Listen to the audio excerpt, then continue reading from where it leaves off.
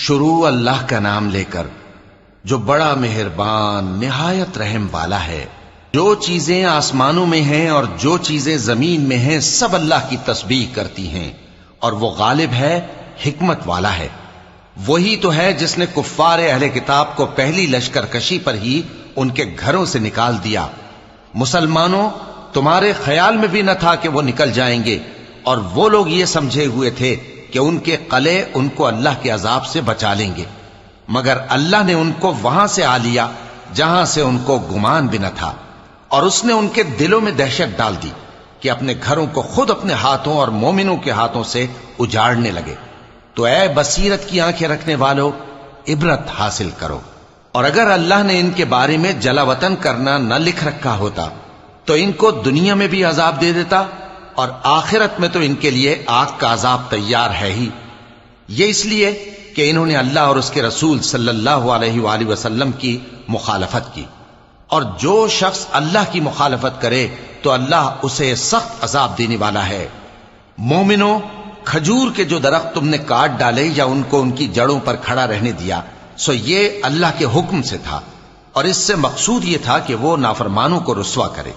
اور اے مسلمانوں، جو مال اللہ نے اپنے پیغمبر کو ان لوگوں سے جنگ کے بغیر دلوایا ہے اس میں تمہارا کچھ حق نہیں، کیونکہ اس کے لیے نہ تم نے گھوڑے دوڑائے نہ اونٹ، لیکن اللہ اپنے پیغمبروں کو جن پر چاہتا ہے غالب کر دیتا ہے، اور اللہ ہر چیز پر قادر ہے۔ جو مال اللہ نے اپنے پیغمبر صلی اللہ علیہ وآلہ وسلم کو بستیوں والوں سے دلوایا ہے وہ اللہ کے اور پیغمبر کے قرابت والوں کے اور یتیموں کے اور حاجت مندوں کے اور مسافروں کے لیے ہے، تاکہ جو لوگ تم میں دولت مند ہیں انہی کے ہاتھوں میں نہ گردش کرتا رہے، اور جو چیز تم کو پیغمبر صلی اللہ علیہ وآلہ وسلم دیں وہ لے لو، اور جس سے منع کریں اس سے باز رہو، اور اللہ سے ڈرتے رہو، بے شک اللہ سخت عذاب دینے والا ہے۔ اور ان ضرورت مند مہاجروں کے لیے بھی جو اپنے گھروں اور مالوں سے خارج اور جدا کر دیے گئے ہیں، جو اللہ کے فضل اور اس کی خوشنودی کے طلبگار اور اللہ اور اس کے پیغمبر کے مددگار ہیں، یہی لوگ سچے ہیں۔ اور ان لوگوں کے لیے بھی جو مہاجرین سے پہلے اس گھر یعنی مدینے میں مقیم ہیں اور ایمان میں مضبوط ہیں، اور جو لوگ ہجرت کر کے ان کے پاس آتے ہیں وہ ان سے محبت کرتے ہیں، اور جو کچھ ان کو ملا اس سے اپنے دل میں کچھ خواہش اور خلش نہیں پاتے، اور ان کو اپنی جانوں پر مقدم رکھتے ہیں خواہ وہ خود بھی فاقے سے ہوں۔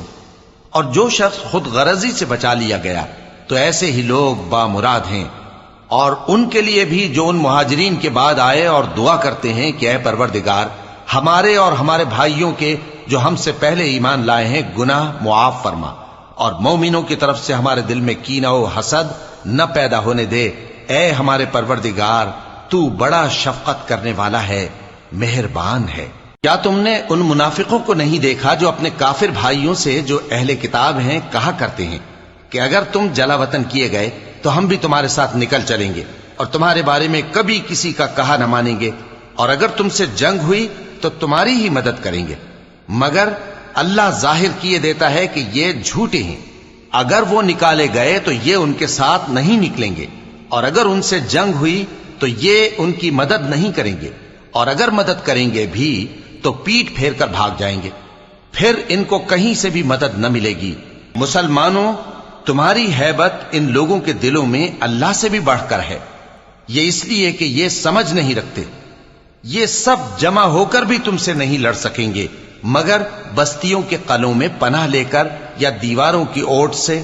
ان کے آپس میں بھی بڑی لڑائی رہتی ہے، تم خیال کرتے ہو کہ یہ اکٹھے ہیں، حالانکہ ان کے دل پھٹے ہوئے ہیں۔ یہ اس لیے کہ یہ بے عقل لوگ ہیں۔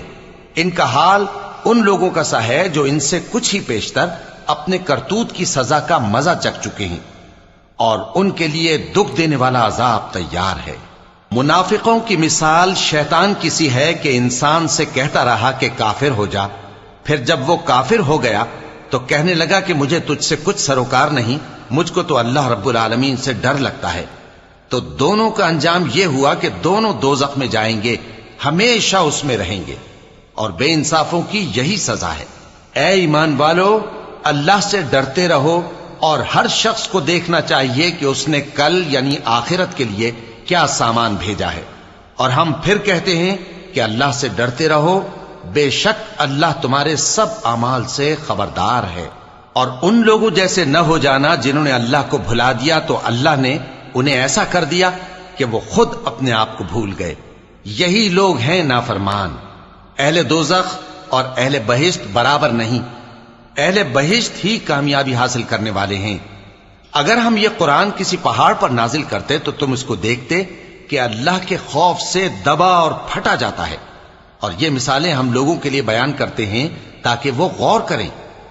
وہی اللہ ہے جس کے سوا کوئی معبود نہیں، پوشیدہ اور ظاہر کا جاننے والا، وہ بڑا مہربان ہے، نہایت رحم والا ہے۔ وہی اللہ ہے جس کے سوا کوئی عبادت کے لائق نہیں، بادشاہ حقیقی، ہر عیب سے پاک، سلامتی دینے والا، امن دینے والا، نگہبان، غالب، زبردست، بڑائی والا۔ اللہ مشرکوں کے شرک سے پاک ہے۔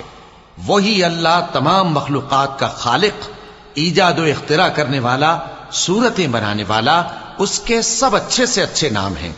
جتنی چیزیں آسمانوں اور زمین میں ہیں سب اس کی تسبیح کرتی رہتی ہیں، اور وہ غالب ہے، حکمت والا ہے۔